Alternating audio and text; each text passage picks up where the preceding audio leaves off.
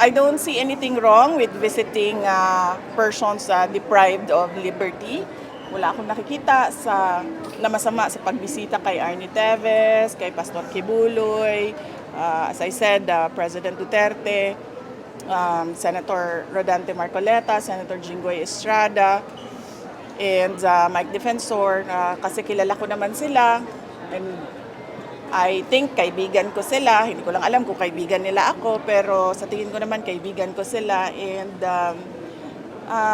dapat tayo magpakita ng empathy sa mga tao and sympathy sa mga tao na deprived of liberty. Napag-usapan niyo, VP, pinayuhan niyo kasi sila.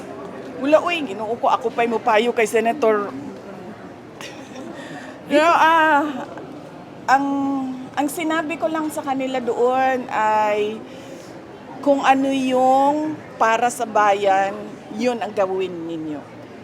Yun ang message ko sa kanila sa loob. Sabi ko magpakatatag at kung ano yung para sa bayan, yun ang gawin ninyo.